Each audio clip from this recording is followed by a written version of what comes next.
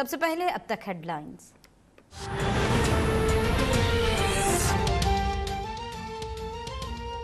Chief justice अदलिया के वकार के खातिर पार्लियामेंट हमला केस में वजीर आजम की बर्रियत के नोटिस ने। राना सनाउल्लाह कहते हैं कि वजीर आजम ने जबरदस्ती खुद को बरी करवाया। सियासी बुनियादों पर बनाए गए केसेस इदारों को मुतनाज़ा बना रही हैं। इदारों को अपने मकासद के लिए इस्तेमाल किया गया तो कैसे जमहूरियत आएगी। शरीफ खानदान के खिलाफ भी तमाम केसेस खत्म किए जाएं। कुफ्र की हुकूमत चल सकती है, जुल्म की हुकूमत नहीं चल सकती। मीनारे पाकिस्तान पर होने वाला पीडीएम का जलसा हुकूमत के खिलाफ रेफरेंडम साबित होगा। इस दिन साबित हो जाएगा कि लाहौर जाग उठा है।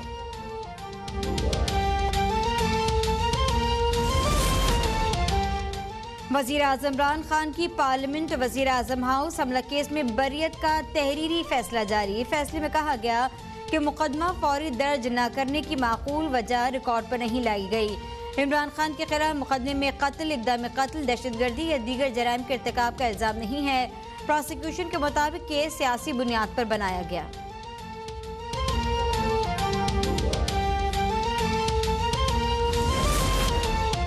हुक्मरानों को आवाम की मुश्किलात का एहसास ही नहीं। खुर्शीद शाह कहते हैं महंगाई बढ़ गई, लोग रो रहे हैं, हुकूमत में बैठने वालों को सब कुछ मिल रहा है। इमरान खान ने इस बार सुपर यू टर्न लिया। इमरान खान का रोल मॉडल मदीने की रियासत से चाइना हो गया। फवाद चौधरी के बयान पर मोदी ने FATF में बात कर ले जाने के लिए शोर मचाया।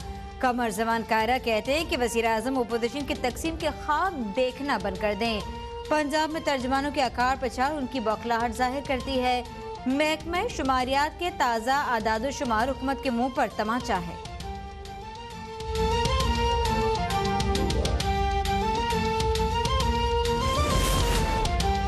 वज़ीर आज़म इमरान खान मेरे खिलाफ 2 बार इलेक्शन हारने के बाद ज़्यादतियात पर उतर आए।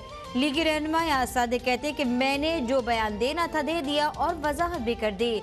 मेरे साथ जाती अनाद की वजह से हुकूमत ने लाहौर में मोदी और भारतीय परचम की तस्वीर लगाई।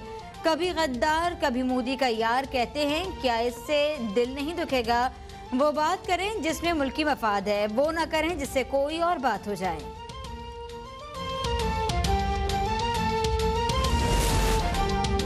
वज़ीर आज़म इमरान खान की ज़ेर सदारत वफाकी काबीना का इजलास। कोरोना के बढ़ते हुए केसेस, SOPs पर मदरामद से मुतालिक ब्रीफिंग। वफाकी काबीना जम्मू कश्मीर रियासती प्रॉपर्टी बजट की मंजूरी देगी।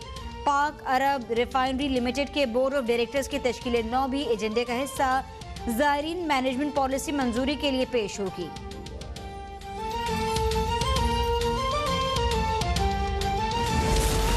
अक्टूबर 2020 में महंगाई 1.70% बढ़ गई।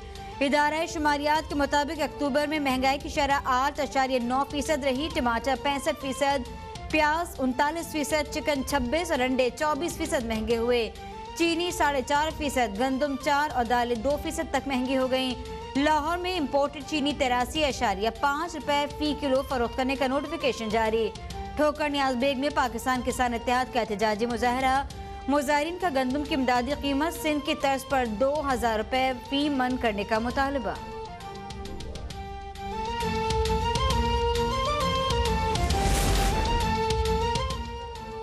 मुल्क में कोरोना की दूसरी लहर। 24 घंटों में मजीद 14 अफराद जान बहक। 1167 नए मरीजों का इजाफा।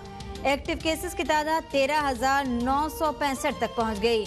अमवात की तादाद 6,849 हो गई। 3,15,446 मरीज सेहतियाब हो गए। सिंध यूनिवर्सिटी के सीनियर प्रोफेसर डॉक्टर इमदाद इस्माइल कोरोना के बाद जिंदगी की बाजी हार गए। प्रोफेसर इमदाद इस्माइल मीरपुर खास कैंपस में प्रो वाइस चांसलर तैनात थे। मुल्क भर में कोरोना SOPs की खिलाफ वर्जी पर कार्रवाइयाँ जारी। कई रेस्टोरेंट्स, होटल्स और दुकानें सील।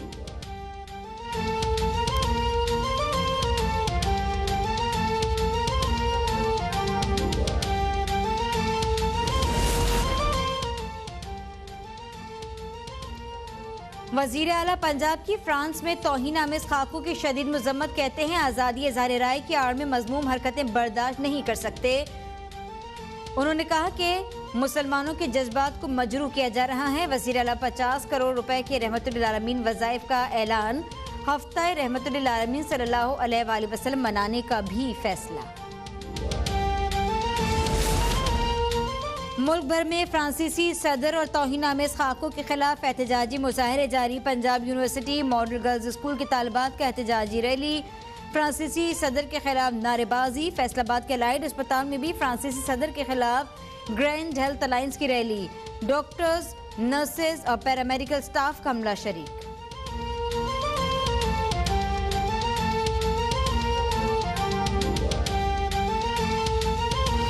पावर, अमेरिका का नया हुक्मरान कौन बनेगा? अमेरिकी अवाम के लिए फैसला कुन दिन आ गया।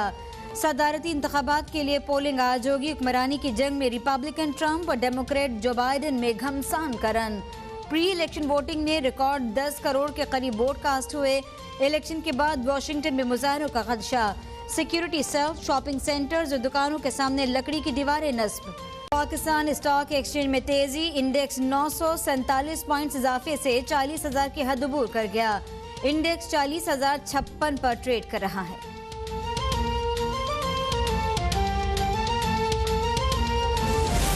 मेरा ईमान है जो होता है अच्छे के लिए होता है। वजीर कॉलोनीज पंजाब फयाजुल हसन चौहान कहते हैं, वजारत इत्तलात से मेरी सबकदोशी के बाद सबसे ज्यादा खुशी मेजर गौरव आर्या, इंडियन रॉ, मिक्स चापाटी और खुसूसन नून लीग को ही खातिर जमा रखें।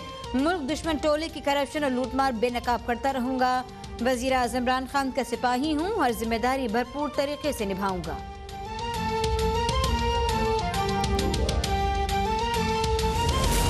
बिलावल भुट्टो गिलगित को भी सिंध बनाना चाहते हैं। खुरमशेर जमान कहते हैं कि सिंध हुकूमत ने अवाम की चीखें निकाल रखी हैं। 12 सालों में सिंध हुकूमत ने बेतहाशा पैसा बनाया। बिलावल भुट्टो के मिनिस्टर अरबपति कैसे हो गए? नैब ने सिंध से प्री बार्गेन के जरिए 35 अरब रुपए वसूल किए। लॉकडाउन में सिंध हुकूमत ने 90 करोड़ की अद्वियात खरीदी। 30 करोड़ रुपए वैक्सीन के नाम पर खर्च किए गए, लेकिन अवाम के लिए रेबीज की वैक्सीन दस्तयाब नहीं।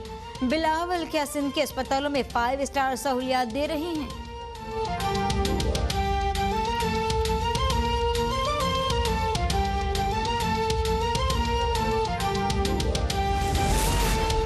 लाहौर हाईकोर्ट में पेट्रोलियम मसनूआत की कीमतों में इजाफे के खिलाफ दरख्वास्तों पर समाअत। अदालत का पेट्रोलियम कमीशन को 2 दिसंबर तक तहकीकात मुकम्मल करने का हुक्म।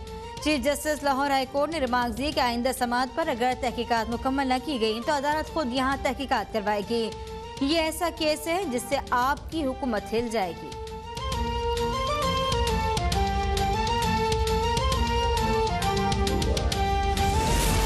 पेशावर हाईकोर्ट में BRT रूट के साथ टैक्सी और रिक्शा चलने पर पाबंदी के खिलाफ दायर दरख्वास्त पर समाअत। जस्टिस कैसर रशीद ने रिमार्क दिए, BRT की बसें तो 2 दिन नहीं चलती और खराब हो जाती हैं। BRT बसें खराब हो जाएं तो लोग क्या करेंगे?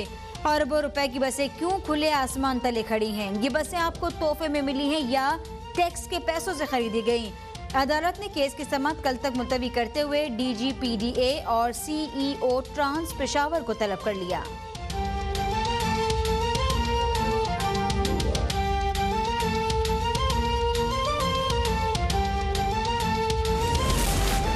वजीर आला खैबर पख्तूनख्वा महमूद खान का शिकायत सेल का दौरा। लाइव कॉल्स के जरिए अवामी शिकायत सुनी।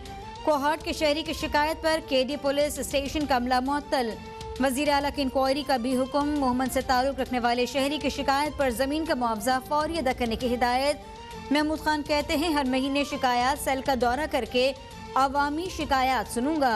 अवाम की राय से शिकायत सेल की कारकर्दगी बेहतर बनाएंगे।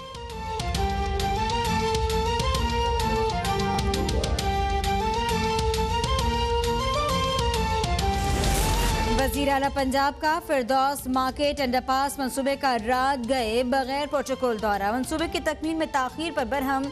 चीफ इंजीनियर को ओहदे से हटाया गया। DG LDA और एडिशनल DG LDA को शो कॉज नोटिस जारी। वजीर आला को देखभाल करके ताजरों ने वासा और LDA के खिलाफ शिकायत के अंबार लगा दिए। वजीर आला पंजाब ने कहा कि ताजिर बेफिक्र रहे, मैं आपके साथ हूँ। कारोबार के लिए जरूरी सहूलियात तरजीही बुनियादों पर फराहम करेंगे। कहा, LDA और वासा हुकाम को अपनी जिम्मेदारियों का एहसास नहीं, हर काम वजीर आला खुद आकर देखेगा।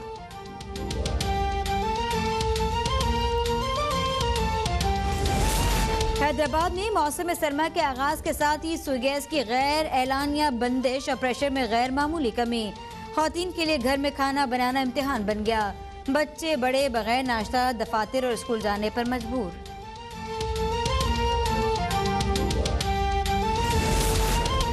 कराची समेत सिंध भर में इंसदादे पोलियो मुहिम जारी। पोलियो मुहिम 2 से 8 नवंबर तक जारी रहेगी। मुहिम के दौरान 60 लाख बच्चों को पोलियो से बचाव के कतरे पिलाए जाएंगे। और वो पैकेज की मैं वजह बता दूं कि क्यों ज़रूरी है पाकिस्तान के सनतकारों को एक पैकेज देना।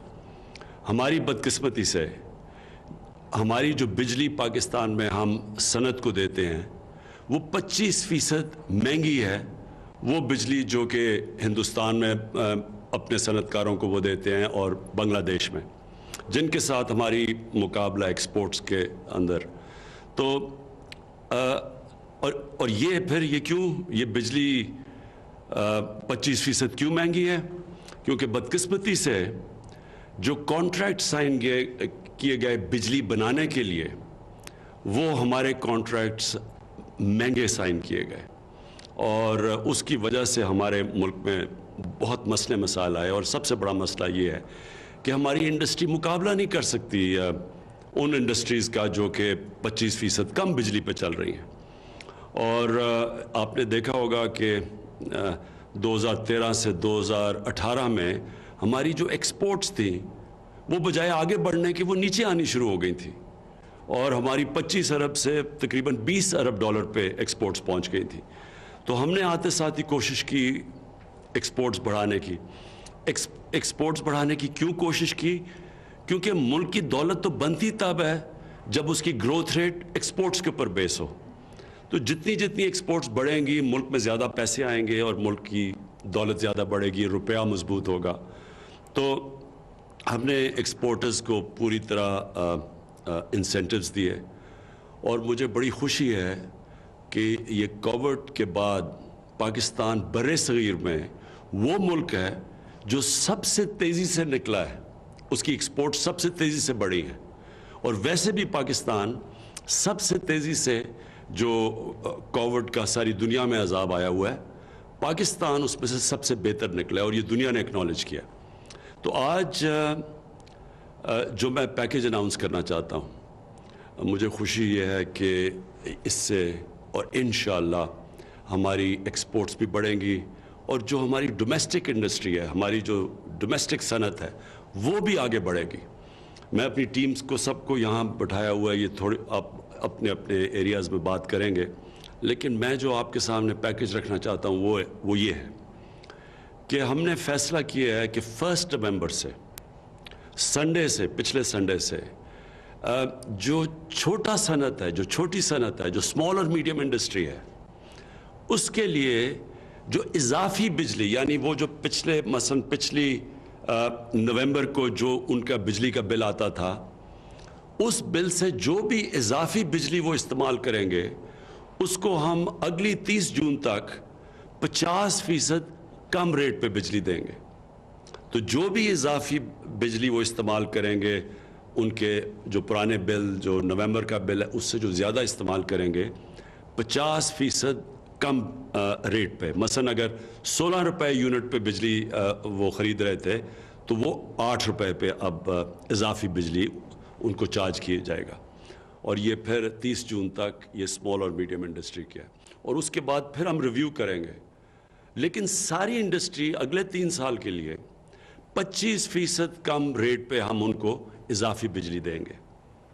यानी जो वो बिजली अब तक इस्तेमाल करते थे, सारी इंडस्ट्री जिसमें बड़ी इंडस्ट्री भी शामिल है, उन सारों को इजाफी बिजली 50% कम रेट पे जाएगी।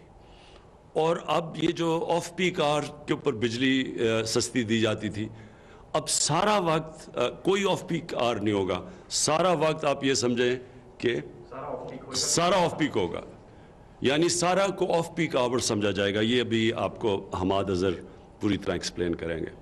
और ये भी मुझे खुशी ये है कि हमारा इस वक्त कोविड के बाद पाकिस्तान की जो सीमेंट की सेल्स हैं वो रिकॉर्ड हुई हैं। वो अभी हमाद आपको इंडस्ट्री की जो परफॉर्मेंस है वो बताएंगे।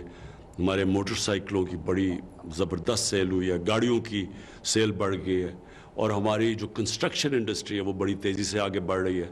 इसका मतलब क्या कि रोज़गार मिलेगा हमारे लोगों को। सबसे बड़ा एक हुकूमत की जिम्मेदारी है कि अपने लोगों को रोज़गार दे, और रोज़गार जब जैसे जैसे ज़्यादा मिलता रहेगा उसे गुर्बत कम होती जाएगी। आपको समझना चाहिए कि कोविड का जो सारी दुनिया में कोरोना का जो नुकसान हुआ, उसका जो सबसे ज़्यादा नुकसान था वो सर्विस इंडस्ट्री को हुआ, और वहाँ बहुत यानी रेस्टोरेंट्स, ये जो शादी घर, ये टूरिज़म, ये सब बहुत बुरी तरह मुतासर हुई। तो ये हमारे लिए बहुत ज़रूरी है कि हम अपनी जल्दी से तेज़ी अपने मुल्क के अंदर इंडस्ट्रियलाइज़ करें।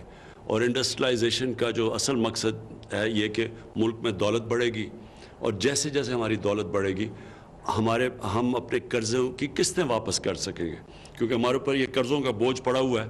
तो जैसे जैसे दौलत में इजाफा होगा, वेल्थ क्रिएशन होगी, तो हमारे पे जो हमारी कुव्वत होगी कर्ज़े वापस करने की, वो बढ़ जाएगी। अब मैं चाहूँगा कि हमाद अज़हर आपसे पहले बात करें ये इसके ऊपर इंडस्ट्री के जो आज हालात हैं, और उसके बाद फिर मैं असद उमर और फिर हफीज़ शेख